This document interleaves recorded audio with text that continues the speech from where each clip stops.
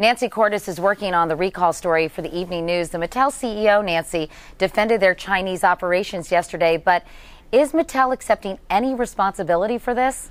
Mattel is accepting full responsibility, actually, Katie. You know, that blogger who asked the question about why none of these products get tested or why so many of them don't get tested is actually very easy to answer. First of all, the federal government doesn't have a role in testing toys that come from overseas. The Consumer Product Safety Commission, which oversees all these toy makers, doesn't have the resources to test products coming into the country. So it's really up to the toy makers themselves. And so Mattel and other toy companies test some products coming into their country, coming into this country, but not all. And so what Mattel is now saying is, first of all, it's very apologetic. The CEO really bent over backwards yesterday to say he's got 4 kids, he feels terribly about this, and that he's putting some changes in place. First of all, they're going to test every batch of toys that comes into this country that's going on store shelves. And also they're only going to start accepting toys and paint that has been tested, so they make sure that they just have a small group of suppliers supplying paint to make sure there's no lead in it. Because, Nancy, wasn't part of the problem that the Chinese manufacturers were responsible for testing the products?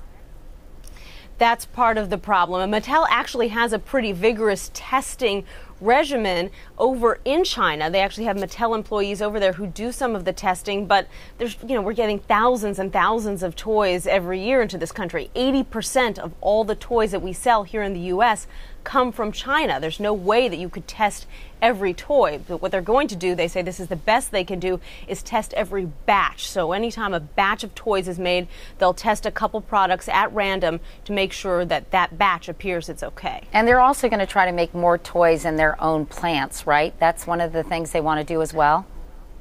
That's what they want to do. Now, some toys are already made by Mattel in their own plants, and some are made in Chinese plants. And they'll obviously be testing more vigorously the toys that come from outside plants. But one thing that a lot of people are asking today, I've gotten some questions about this, is, why only now are we hearing about problems with these toys that were sold 5 years ago? Why wasn't Mattel aware sooner that some of these toys were covered with lead or had these dangerous magnets? After all, these are things that people have known for a long time are dangerous, and it's only now when products made in China are in the news, concerns about China are in the news, that suddenly we get this huge recall. So Mattel has some public relations work on its hands to do to make sure that consumers trust them again in advance of the Christmas season, which is right around the corner. Well, Nancy, can I ask you that question? Why are we just finding out now? Because these toys are in the hands of kids already. Well, Mattel didn't have a good answer for that yesterday. They said that they've obviously been looking into this more thoroughly, first of all, because of all those concerns about Chinese products. Second of all, because you may recall about 2 weeks ago, they had another recall of about 1.5 million Fisher-Price products, things like Sesame Street and Dora the Explorer, really popular characters. And so that's what led them to look into more products and all of a sudden decide they really needed to expand their recall. They also got some concerns from some European vendors. The European vendors were actually the first to discover the problems with these products. They told Mattel, and Mattel started looking into it. And you're right, this is a big PR problem they have on their hands. Nancy Cordes, thanks so much for talking to us.